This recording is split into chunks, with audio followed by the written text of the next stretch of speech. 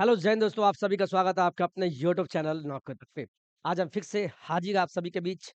मुझे उम्मीद है कि आप इस वीडियो को 9वां क्लास है, ये क्लास 9 है और लगातार हम आपको पढ़ा रहे हैं आधुनिक भारत का इतिहास, इंडियन नेशनल मूवमेंट, जहाँ से प्रश्न आपको 1 टू 5 हो, छठी से 8वीं, 9वीं से 10वीं, 11वीं से 12वीं देखने को मिलेगा।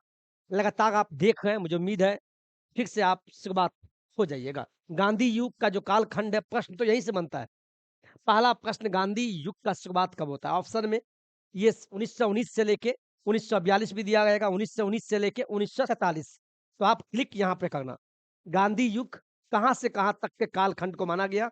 तो आप 1919 ईस्वी से लेके 1947, कहीं-कहीं 1919 से 1942 होगा। तो बीपीएससी 1942 को गलत मानती है, 47 तक के कालखंड को गांधी युग, महात्मा गांधी ने इस काल में, यानी इस ईयर में बहुत अच्छे-अच्छे काम किए थे, सब दिखेगा। असहयोग आंदोलन, क्या-क्या जो भी आंदोलन हुआ, जो भी, वो नेक्स्ट क्लास में लेंगे। फिलहाल हम गांधी युग के बारे में, गांधी के बारे में चर्चा करेंगे। ठीक है? नौकरी तक यूट्यूब चैनल आप देख रहे हैं, पुराना वीडियो आप देखने के लिए आप चले जाएँ। मैं फिर बता दूँ, आप यूट्यूब खोलिएगा, यूट्यूब पे जाके आप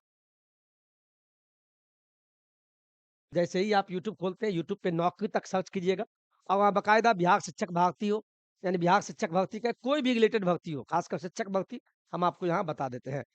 तो आज भी मैंने न्यूज़ डाला था, चूँकि पता है टीआरई 4 में बहाली आना तय है, कितने पदों पे आएगी, क्या है, सब चर्चा इसमें कर दी है। तो आप नौकरी तक में चले जाएँ, जाने के बाद आप इसके अंदर जाएँगे, नौकरी तक पे क्लिक करेंगे। क्लिक करने के बाद इसका मैंने प्लेलिस्ट बना दिया है, 2,33,000 आपका परिवार है, इसको सब्सक्राइब कर लीजिएगा, घंटी दबा लीजिएगा और प्लेलिस्ट में जाइएगा। बाकायदा मैंने क्लास बना दिया है, आधुनिक भारत का इतिहास। इसमें लगभग इस क्लास का 8 लेक्चर मैंने डाला है, ठीक है? और 9वाँ लेक्चर आज वाला होगा, तो ध्यान से बने रहिएगा। तो नौकरी तक सब्सक्राइब आप कर लीजिए। चलिए, शुरुआत करते हैं। यहाँ देखिए, गांधी युग का लगभग 7 पेज का है। गांधी जी के बारे में सब कुछ बताएँगे, इनका जीवन परिचय, जैसे आपके बारे में पूछेगा, आपका अपना परिचय दीजिए, इंट्रोड्यूस योरसेल्फ, अपने बारे में बताइए। तो अपना नाम, पिता का नाम, माता का नाम, गाँव कहाँ है, कहाँ के निवासी हैं, क्या करते हैं, ये तमाम बताएँगे। तो गांधी जी के बारे में जीवन परिचय लेंगे। गांधी जी ने दक्षिण अफ्रीका, आपको पता है दक्षिण अफ्रीका में इन्होंने केस लड़ने गया था दादा अब्दुल्ला का। तो दक्षिण अफ्रीका में इन्होंने क्या-क्या काम किया, कौन-सी पत्रिका लॉन्च की है, कौन-सा मैगज़ीन, क्या-क्या काम किए। इसके बाद भारतीय इतिहास में आते हैं। भारत में आते हैं तो भारत में इन्होंने कौन-सा आंदोलन किया, कौन-सा आंदोलन में भाग लिया, क्या-क्या हुआ, तमाम चर्चा हम करेंगे। जीवन परिचय के बारे में, इनका नाम, पिता का नाम, माता का नाम, इनके बाबूजी क्या करते थे, तमाम जानकारी हम देंगे। इससे पहले आपको हम बता दें, आप सभी को बिंदास पढ़ें और टीआरई 4 या जो टीआरई 5 में बैठने वाले हैं, उन सभी के लिए ये वीडियो लाभदायक होगा। ठीक है? इतना ही हम कह सकते हैं। पढ़ने वाले आ गए होंगे और लगातार आप पढ़ भी गए होंगे। टीआरई 4 और टीआरई 5 दोनों आना तय है। ठीक है? टीआरई 4 2025 इसी साल में देखने को मिलेगा और टीआरई 5 भी कह दिया गया 2026 में देखने को मिलेगा। इतना ही मैं जानता हूँ। अच्छे पदों पे आएगा। आपका बस मात्र 1 सीट लेना है। 1 विद्यार्थी 1 सीट। इसी के लिए पढ़ना है। ठीक है? चलिए हम शुरुआत करते हैं और इससे पहले एक चीज़ और बता दें, आप सभी जो भी नए हैं, सभी लोग नौकरी तक का एप्लीकेशन डाउनलोडिंग कर लीजिएगा। सभी लोग प्ले स्टोर में जाइए, प्ले स्टोर, आपके मोबाइल में प्ले स्टोर होगा, प्ले स्टोर यहाँ जाइएगा, इसमें नौकरी तक, ये इसीलिए बताते हैं स्टार्टिंग में ही, जिनको नहीं पता है उनको पता लग जाए। नौकरी तक एप्लीकेशन आप डाउनलोडिंग कर लीजिए, ठीक है? 10 के 10,000 डाउनलोडिंग कर लिए है और डाउनलोडिंग करने के बाद जब भी आप पेमेंट करते हैं तो थोड़ा देर रुकिए, 1 मिनट, वो अपने आप सब कुछ कर लेगा। सीधे दबाइए मत, पेमेंट करने के बाद 1 मिनट रुकिए और बाकायदा आपको कोर्स अगर नहीं मिलता है तो यहाँ पे जाके, जब मोबाइल का ये भाग है, मोबाइल ऐसे ही खुलता है, तो नीचे में यहाँ देखिएगा 3 सेक्शन है, होम, स्टोर, यहाँ STORE लिखा होगा। इस पे जब क्लिक कीजिएगा धीरे-धीरे, तो यहाँ पे मैंने सब कुछ 1905, 1906 सबका मैंने पीडीएफ डाल दिया है, ₹2 ₹3 और यहाँ जाके आप खरीद ले, डाउनलोडिंग कर ले, प्रिंट निकाले, बाकायदा पढ़े और आज वाला भी आपको हम दे देंगे। ठीक है? कोई दिक्कत? आज वाला भी जो है वो सब हम इसी में 60 पेज का मात्र ₹7 का है। कुछ लोग बोलते हैं सर पेमेंट बढ़ जाता है वहाँ। तो ₹7 मेगा कीमत है, इंटरनेट का कुछ चार्ज होता है, वो कंपनी लेता है क्लास प्लस, अपना ₹10-15 इसलिए बढ़ जाता है। वो हम नहीं लेते हैं, मात्र मेरा चार्ज ₹7। इस पेज में 7 पेज का है तो ₹7, ठीक है? चलिए और कोई बेचने के लिए नहीं आए हैं, जो हम पढ़ाते हैं आप खुद भी इसको नोट्स बना लीजिए, बिल्कुल नहीं लेना हो मत लीजिएगा, कोई दिक्कत नहीं है। बस आप पढ़ लीजिए, ये सब्जेक्टिव टाइप है, सिस्टमैटिक लेगा है। 1919 तक मैंने पढ़ा दिया है, 1905 से लेके 1919 तक 8 क्लास में, और ये क्लास 9वां होगा, ठीक है? ये क्लास आपको 9वां होगा, इस चीज़ को आप समझिए। ये जो क्लास होगा, ये क्लास 9वां होगा, ये क्लास 9वां होगा। आधुनिक भारत का इतिहास में ये 9वां क्लास हम दे रहे हैं, तो पढ़िएगा। स्टार्ट करते हैं, इसमें मत जाइएगा, क्लास 20वां, ये हमारे ऑफलाइन कोचिंग का नोट्स है।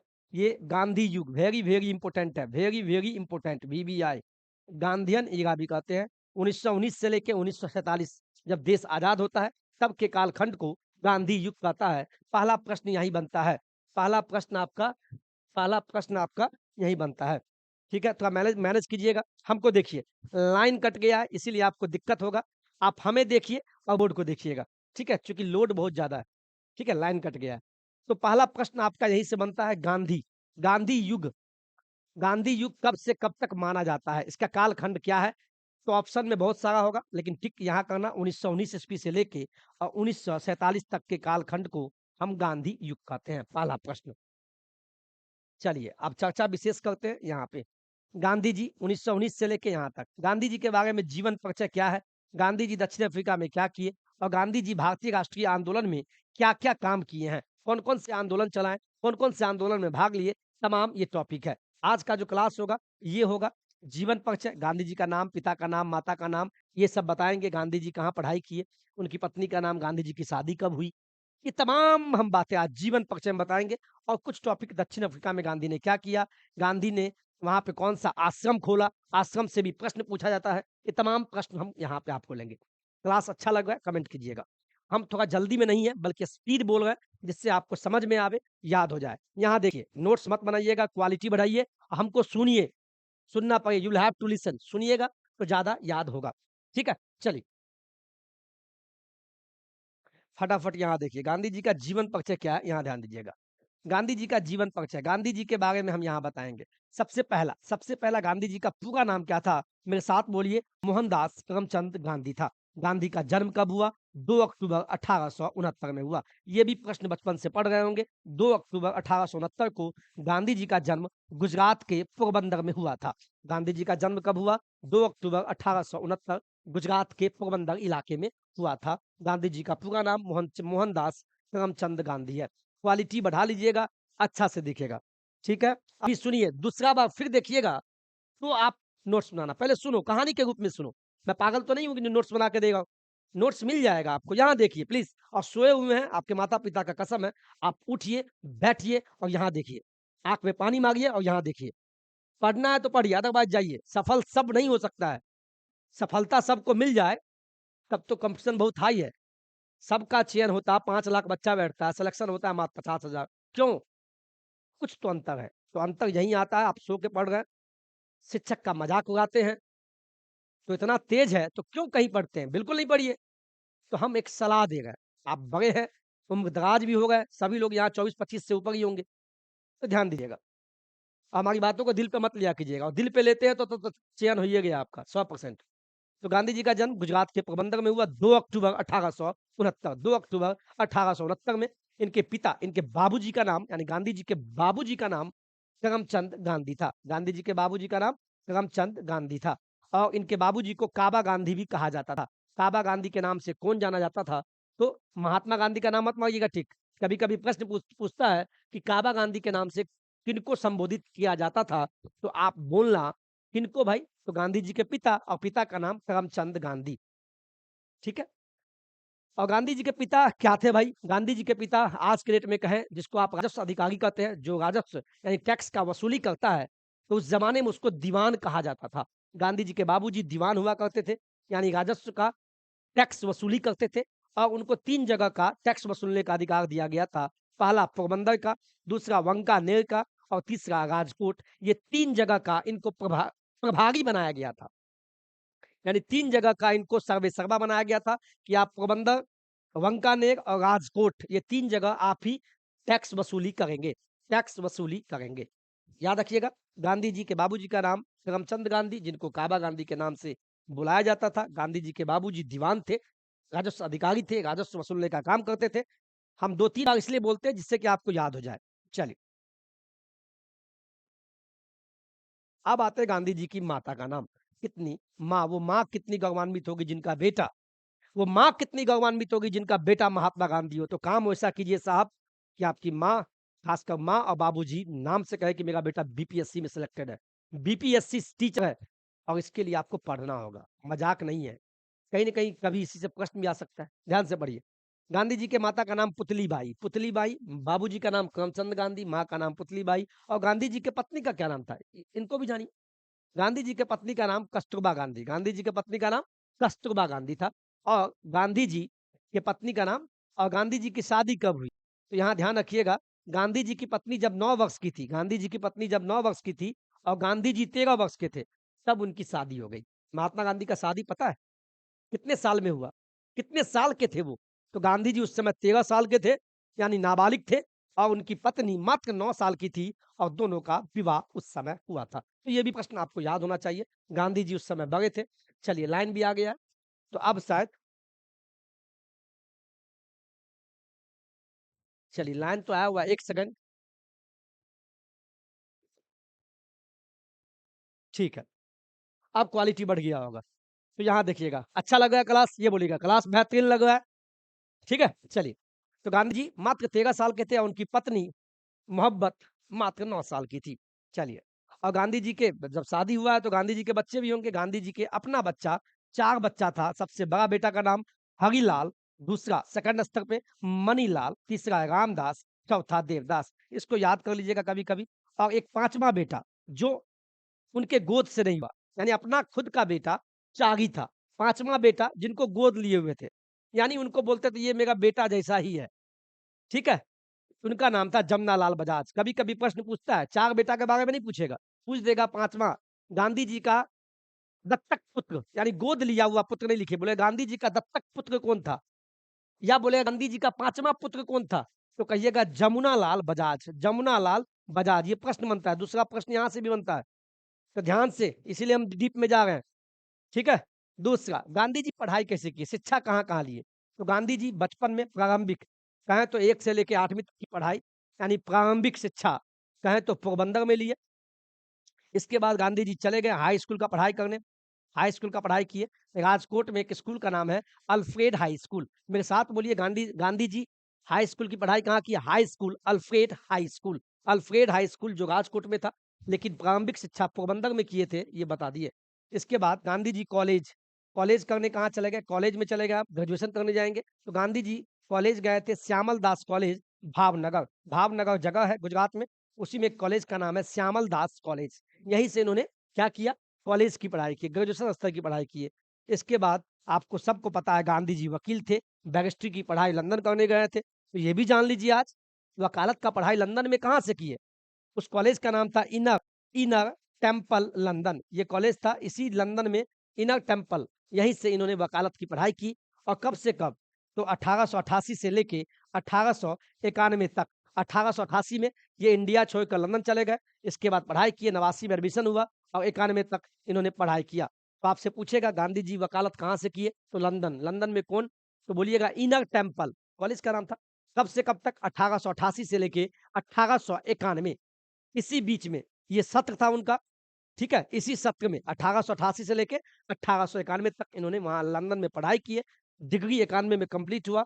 इसके बाद यह पुनः इंडिया चले आते हैं। इसके बाद ये क्या होते हैं? इसके बाद ये इंडिया चले आते हैं। इसके बाद ये इंडिया लौट आते हैं। 1891 में कंप्लीट हुआ डिग्री वकालत का, इंडिया चले आए। इंडिया आने के बाद 1891 से लेके 93 तक, 1891 से लेके 93 तक, चूँकि 91 में डिग्री कंप्लीट हुआ, चले आए। कोई काम-धाम नहीं था, बेरोज़गार थे। उस समय एग्ज़ाम तो होता नहीं था, तो 1891 में चले आए। अब जब वकालत का पढ़ाई किए हुए हैं, तो भाई वकीलगिरी करेंगे। तो गांधी जी कहाँ चले गए? बॉम्बे चले गए। बॉम्बे में वो किस लिए गए? भाई नौकरी तो है नहीं, तो उन्होंने क्या किया? बॉम्बे में प्रैक्टिस चालू कर दिया। वकालत जब कर लिए तो डिग्री का प्रैक्टिस होगा, वकालतनामा कर लिए। तो कब से कब तक? 1891 से लेके 93 तक, 1893 तक इन्होंने यहाँ पे वकालत का प्रैक्टिस किया। इसके बाद क्या हुआ? 1893 में गांधी जी को पहली बार कस्टमर मिलता है। एक कस्टमर आया जिनको प्रॉब्लम था। आजकल ज़मीन विवाद होता है तो आप वकील के पास चले जाते हैं। तो गांधी जी वकील थे। तो 1893 में सबसे बड़ा कस्टमर आया, बहुत पैसा वाला। 1893 में क्या हुआ, एक का नाम था दादा अब्दुल्ला। दादा अब्दुल्ला गुजरात के व्यापारी हुआ करते थे। इनका बिज़नेस कपड़ों का बिज़नेस था। दक्षिण अफ्रीका में इनका बिज़नेस चलता था। तो दादा अब्दुल्ला अपना शिकायत लेके इनके पास गए कि मेरा ये है, आपकी ज़रूरत है, चलिए केस लगिए, दक्षिण अफ्रीका चलना होगा आपको। तो 1893 में दादा अब्दुल्ला के कहने पे, ठीक है, दादा अब्दुल्ला का मुकदमा लड़ने के लिए गांधी जी 1893 में दक्षिण अफ्रीका चले गए। ये भी प्रश्न पूछता है, गांधी जी पहली बार दक्षिण अफ्रीका कब जाते हैं? तो 1893 ईस्वी में जाते हैं। किनके कहने पे? तो दादा अब्दुल्ला के कहने पे। दादा अब्दुल्ला का मुकदमा लड़ने दक्षिण अफ्रीका पहली बार 1893 में जाते हैं। ये एक प्रश्न है साहब, ये तीसरा प्रश्न है। प्रश्न तो बहुत है, ये प्रश्न पूछता है दादा अब्दुल्ला किनके कहने पे? दादा अब्दुल्ला जो व्यापारी थे, गुजरात के थे, इनका कस्टमर थे गांधी जी का। 1893 में इनका दादा अब्दुल्ला का मुकदमा लड़ने के लिए ये कहाँ गए? दक्षिण अफ्रीका चले गए। ठीक है, यहाँ जाने के बाद यहाँ केस लगे, इसके बाद केस लगे, ये मुकदमा भी जीत गए। गांधी जी बहुत अच्छे पढ़ाई-लिखाई करते थे भाई। ऐसा नहीं है कि अमीरजादा का बेटा थे। ठीक है, उनके बाबूजी बहुत पैसा वाला थे। उस ज़माने में जब दीवान थे, टैक्स वसूली करते थे, वो भी 3 जगहों का, तो कितना पैसा वाला होगा? सबका बेटा तो लंदन नहीं जा सकता है। लेकिन पढ़ाई अच्छा किए तभी तो इनको क्लाइंट मिला और उनका केस भी जीत गए। अब गांधी जी का बल्ले-बल्ले, इसके बाद केस जीते तो अपना भाई हम भी अब थाईलैंड गए, दुबई गए तो वहाँ क्यों गए? अपना काम से भी गए और उसके बाद दिन बचा तो घूम लिए 1-2 दिन। तो गांधी जी केस जीत गए, खुश है, माता-पिता टनाटन सब खुश हो गए। इसके बाद ये क्या हुआ, फर्स्ट क्लास एसी का टिकट इन्होंने ट्रेन का कटवाया। गांधी जी वैसे रंग से काला थे, रंग से काला थे, गुण से उजला थे। तो काला थे रंग से, ये क्या हुआ, दक्षिण अफ्रीका में ही क्या हुआ, रंग भेद के नीति के शिकार हो गए। शिकार होने का मतलब ये हुआ, गांधी जी जब फर्स्ट क्लास एसी का टिकट लेने के बाद जब फर्स्ट क्लास कोच में ट्रेन में बैठते हैं तो टीटी जांच करता है और टीटी इनको रंग भेद यानी नस्ल भेद कहे तो इनको काला बोल के, काला नंगा क्या क्या बोल के है, भारतीय बोल के इनको धक्का दे दिया ट्रेन से, इनको धक्का मार के नीचे गिरा दिया। तो गांधी जी को दिल पे चोट लगा। वहीं से गांधी जी का बुद्धि खुला कि नहीं, अब हम यहाँ पे जो रंग भेद का मतलब हुआ काले गोरे, क्योंकि वहां भी अंग्रेज का शासन था। तो रंग भेद का मतलब क्या, कि कोई भारतीय क्यों बैठेगा इस डिब्बा में, इतनी औकात क्या है तुम्हारी? तो गांधी जी को बहुत बुरा लगा। यहीं पे पहली बार दक्षिण अफ्रीका में रंग भेद की नीति के शिकार हो गए और ऐसा हुए, इनको दिल पे लग गया। जब दिल पे कोई चीज लगता है ना साहब, जब आपके अपने ही जब ताना देंगे ना, जब बीपीएससी का शिक्षक बनना चाहते हैं और कहीं ना कहीं पढ़ाई करते होंगे और ताना देने वाले बहुत होंगे, आपके माता पिता के बोलते हो क्या बेटा आपका पढ़ेगा, पटना गया कुछ नहीं किया, बीएड कर लिया, कुछ नहीं कर रहा है। लेकिन गलती आपकी नहीं है, उनको पता नहीं है कि आपका टैलेंट क्या है। उसका अपना बेटा कुछ तो किया नहीं, इसीलिए आपके माँ बाप को ताना कोई देता होगा। इसको दिल पे लीजिए और कहीं ना कहीं आपको पढ़ना होगा और सिलेक्शन लेना होगा, ये जान लीजिए। चलिए, इसके बाद यहाँ देखिए ध्यान से।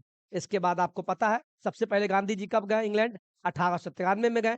इसके बाद 1914 में गांधी जी इंडिया लौट आते हैं, यानी 1914 के दिसंबर में वहां से चलते हैं दक्षिण अफ्रीका से। 1915 चूंकि 14 का दिसंबर 1914 का लास्ट ईयर था, लास्ट महीना था दिसंबर, चले तो 1915 में इंडिया आ गए।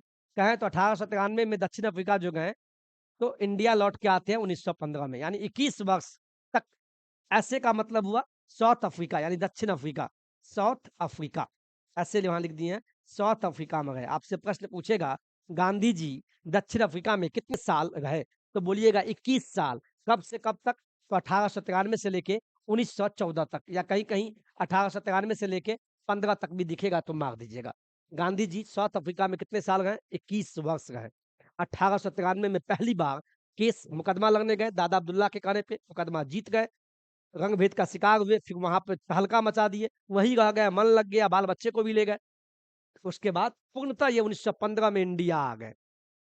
इंडिया आप रहेंगे भैया, बहुत हो गया। अब इंडिया में 1915 के बाद ये दक्षिण अफ्रीका नहीं गए। यहाँ से प्रश्न यही बनता है।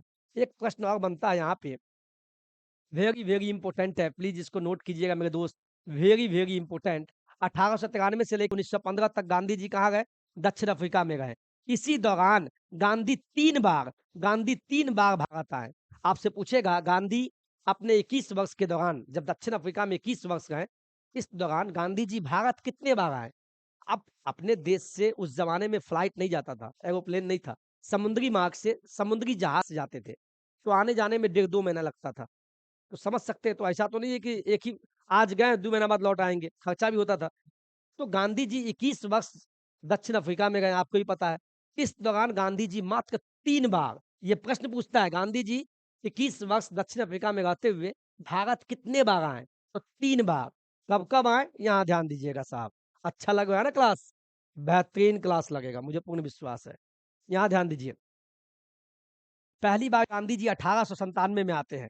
1893 में तो केस लड़ने गए, बहुत बढ़िया। कमाए भी, खूब कमाए, माल छापे।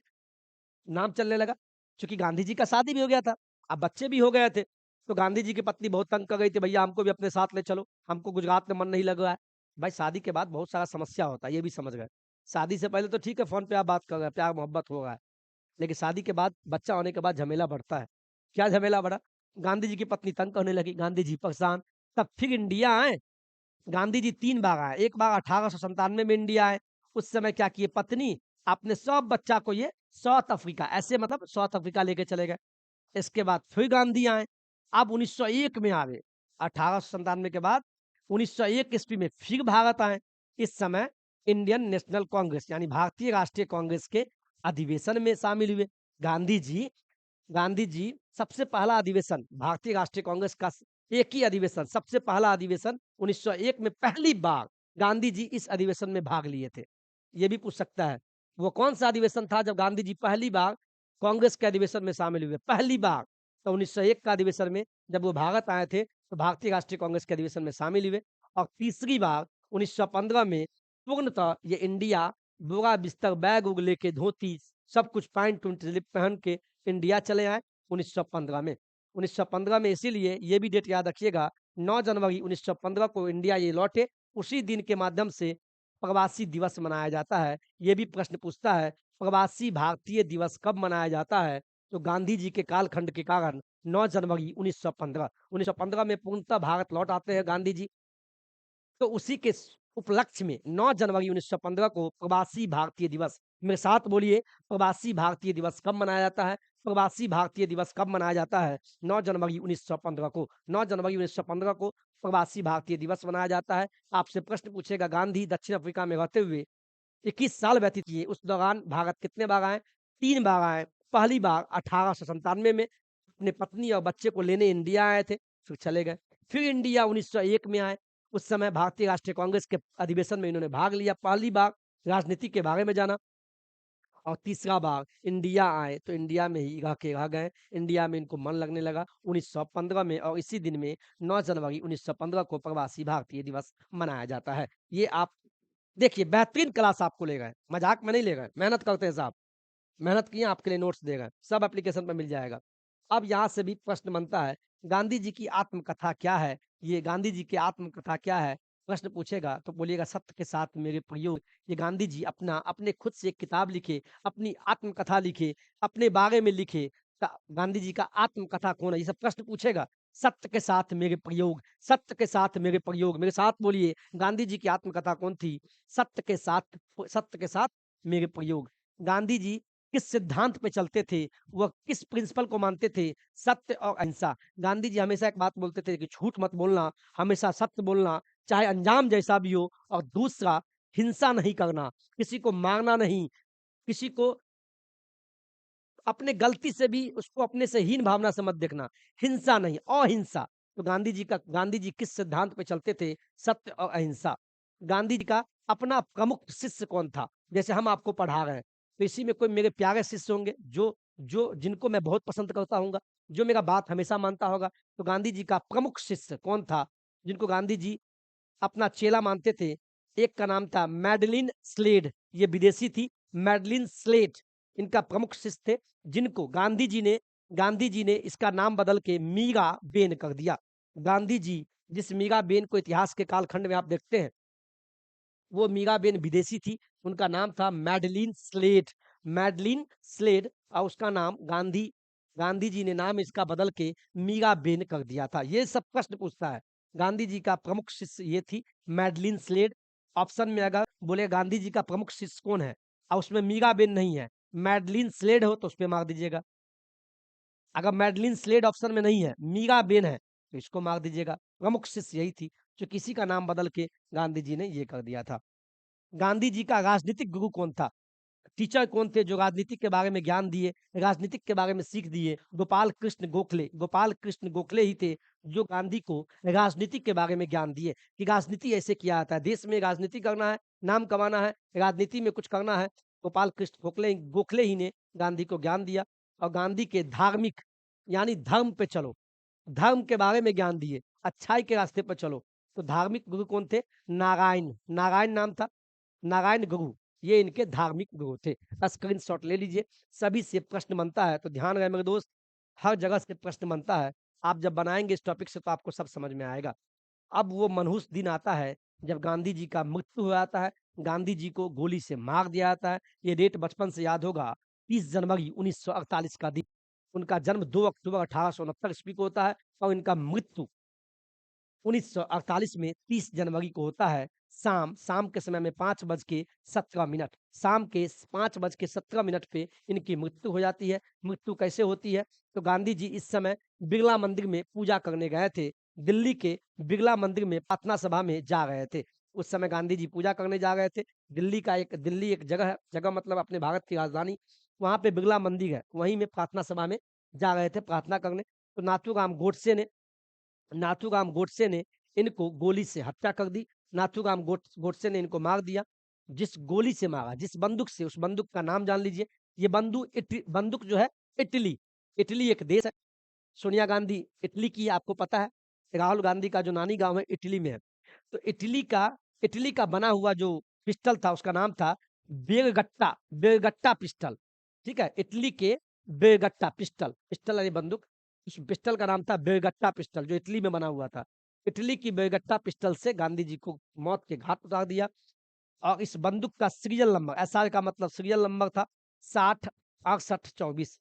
कभी कभी ये भी पूछ देता है, वैसे बीपीएससी पूछ सकता है कि जिस बंदूक से मारा उसका नाम क्या है। नाथूराम गॉडसे ने जो मारा, तो बेरगट्टा, इटली का बेरगट्टा पिस्टल से। उसका सीरियल नंबर कितना था? तो 60 68 24। पढ़ा रहे, पढ़ लीजिए, पढ़ने में क्या दिक्कत है? कहीं पूछ दिया तो समझ गए। तो गांधी जी को इन्होंने मार दिया, नाथूराम गोडसे ने गोली से मार दिया। जिस बंदूक का नाम है बेरगट्टा पिस्टल, सीरियल नंबर 60 68 24। गांधी की मृत्यु हो जाती है 30 जनवरी 1948 को। अब चलिए, ये सब हॉट प्रश्न है, इसको भी देख लीजिए। प्रश्न बनते हैं तो देखने में क्या दिक्कत है, कहीं से भी बन जाएगा। अब देखिए गांधी जी ने कौन-कौन प्रमुख पुस्तक इन्होंने लिखा। सबसे पहला पुस्तक VBI, इसको नोट कर लीजिए, 100% पूछ सकता है। गांधी जी ने एक पुस्तक लिखा जिनका नाम था सत्य के साथ मेरे प्रयोग। गांधी जी सत्य और अहिंसा पर चलते थे। इन्होंने अपना एक किताब लिखा, अपना आत्मकथा लिखा, पहला बुक लिखा इन्होंने, सत्य के साथ मेरे प्रयोग। 1925 ईस्वी में यह बुक प्रकाशित हुआ, 1925 ईस्वी में। लेकिन इस बुक में 1920 तक के घटना के बारे में लिखा गया है। गांधी जी इस बुक में 1920 ईस्वी तक के अपने जीवन में जो-जो घटनाएँ घटा, उनको लिख दिए हैं। ये प्रश्न बनता है, सत्य के साथ मेरे प्रयोग, जब वो दक्षिण अफ्रीका में थे तभी ये लिखे थे। और ये बुक 1925 ईस्वी में लोगों के बीच आ गया, 1925 में प्रकाशित हुआ था। लेकिन ये बुक 1920 तक का अपने जीवन के बारे में लिखे। 21, 22, 23, 24 में क्या-क्या हुआ ईस्वी में नहीं लिखे। इसके बाद इनका दूसरा फेवरेट बुक इन्होंने लिखा हिंद स्वराज, दक्षिण अफ्रीका में 1908 में, 1908 ईस्वी में हिंद स्वराज जो बुक है इसमें लिखा। इसी किताब में गांधी ने पहली बार ब्रिटिश संसद को बाज और वेश्या कहा था।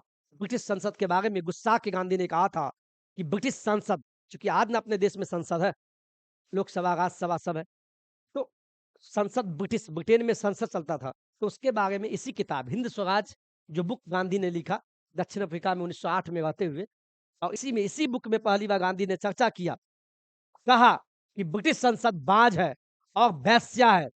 बाज और वेश्या कह के गांधी जी ने संबोधन किया था। ये बुक वेरी वेरी इंपॉर्टेंट है। इसके साथ इतना ही नहीं, गांधी ने तीसरा बुक लिखा सप्त महाभारत। चौथा बुक वेरी वेरी इंपॉर्टेंट, बराबर पूछता है, अनासक्त योग, ये भी गांधी का लिखा हुआ है। पांचवा बुक सुनो विद्यार्थी, यानी हम सब जो विद्यार्थी हैं, सीखने वाले, तो एक किताब जिसका टॉपिक ही था सुनो विद्यार्थी।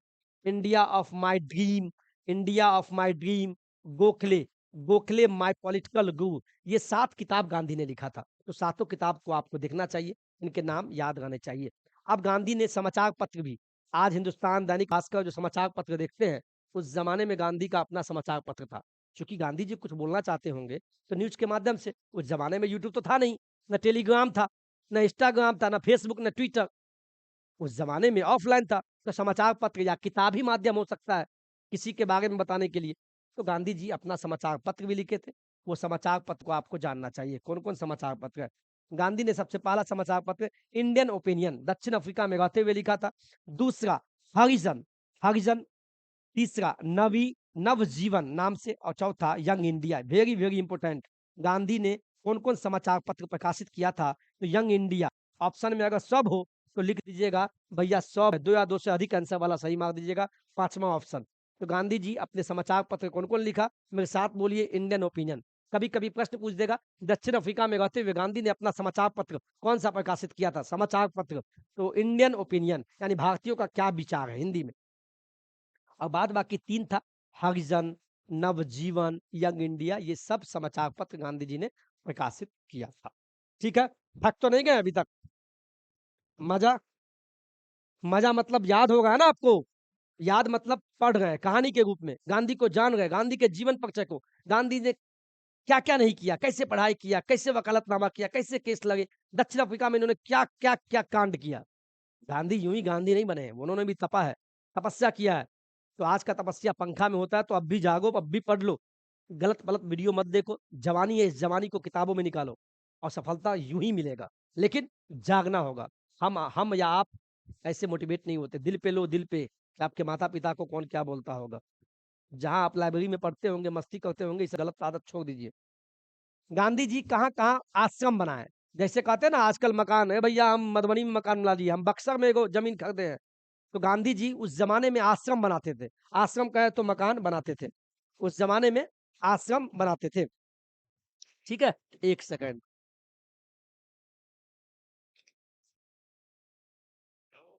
बाद में बात करते हैं क्लास लेकर। तो बीच में कॉल आ गया था, माफ़ कीजिएगा। तो प्रमुख आश्रम गांधी का क्या-क्या था? गांधी ने कहाँ-कहाँ मकान बनाया? कहे तो अपना आश्रम रहने के लिए।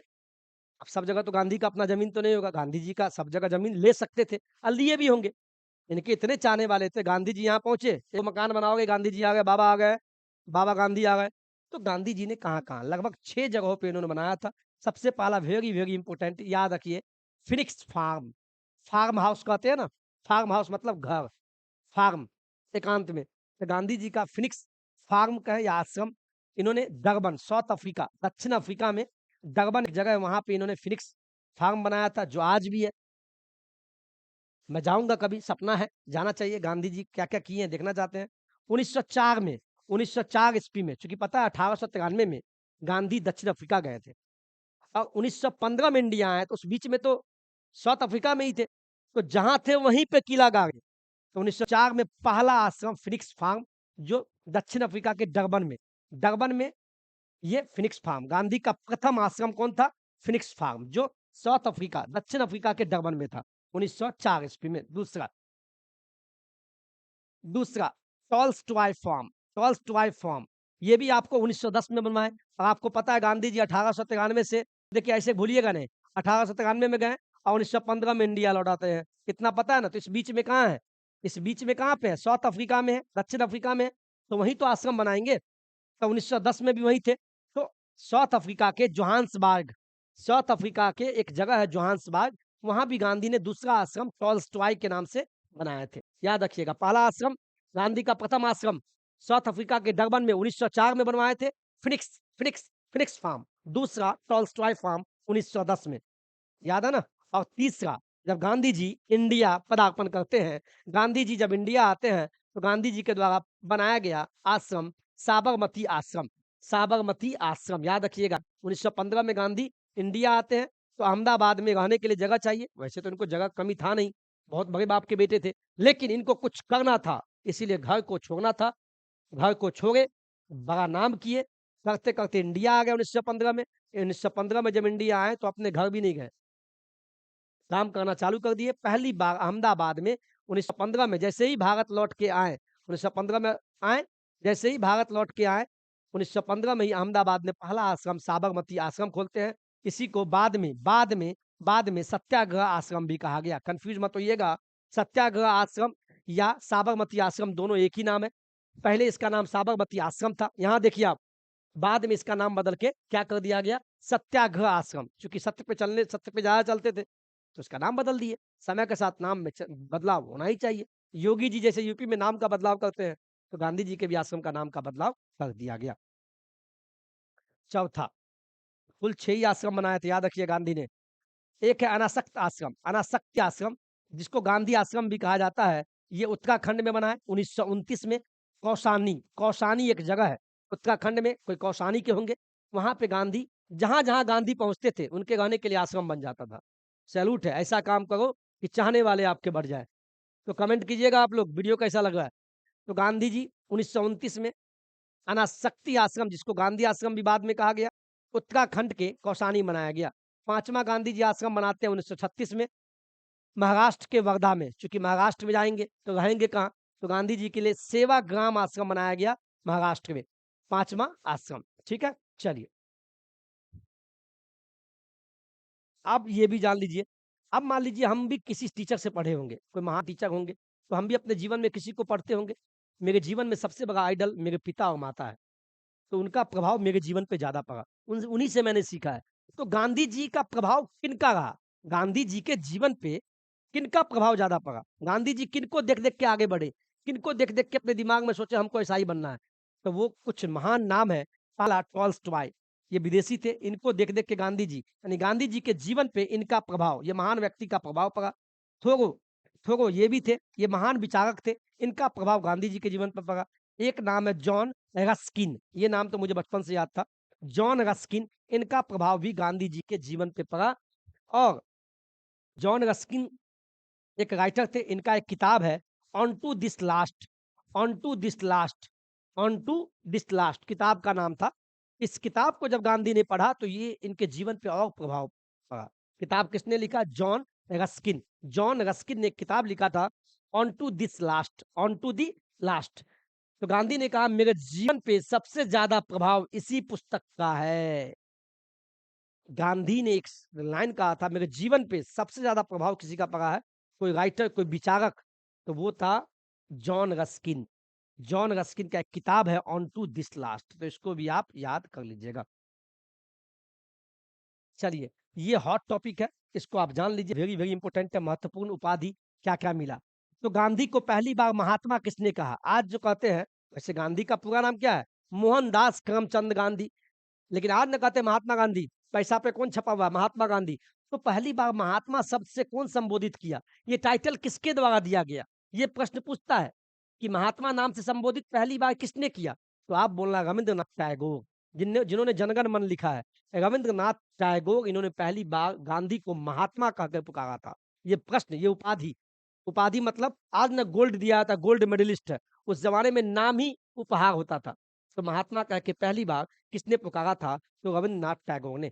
गांधी को पहली बार बापू किसने कहा, आज गांधी जी को हम कहते हैं बापू, गांधी जी बापू, बापू कह के संबोधित पहली किसने किया, तो कांग्रेस के महान नेता हुआ करते थे सीएफ एंड्रयूज और जवाहरलाल नेहरू। ये दो महान व्यक्ति थे, इन्होंने पहली बार गांधी को बापू कह के पुकारा। कौन है वो व्यक्ति महान, सीएफ एंड्रयूज और साथ में जवाहरलाल नेहरू। ये दो नाम, इन्होंने दोनों ने मिलकर गांधी को पहली बार बापू कहा था। तीसरा, गांधी को पहली बार मलंग बाबा किसने कहा था, तो कहिएगा सविनय अवज्ञा आंदोलन जब चल रहा था, तो उस समय कबालियों, कबालियों एक जाति हुआ करता था, कबालियों, कबाली के झुंड में जब गांधी जी गए, तो कबालियों ने पहली बार सविनय अवज्ञा आंदोलन के दौरान गांधी को पहली बार मलंग बाबा कहा था। चौथा, one man boundary force, one man boundary force, one man boundary force, ऐसा कहकर किसने कहा था, लॉर्ड माउंटबेटन ने पहली बार गांधी को जो वन मैन बाउंड्री फोर्स कह के पुकारा था। पांचवा देखिए, भर्ती करने वाला सार्जेंट, आपको पता है 1914 से लेकर 1918 तक प्रथम विश्व युद्ध चल रहा था, तो गांधी ने आह्वान चलाया था सभी देशवासियों से कि प्रथम विश्व युद्ध में भाग ले। तो जब ऐसा कह रहे थे, तो प्रथम विश्व युद्ध के दौरान गांधी को भर्ती करने वाला सार्जेंट कहा गया था।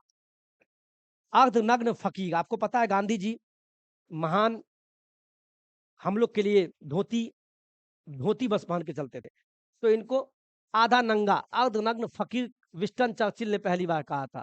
सेवाग्राम का संत किसने कहा था? अतिथियों के द्वारा इनको कहा गया।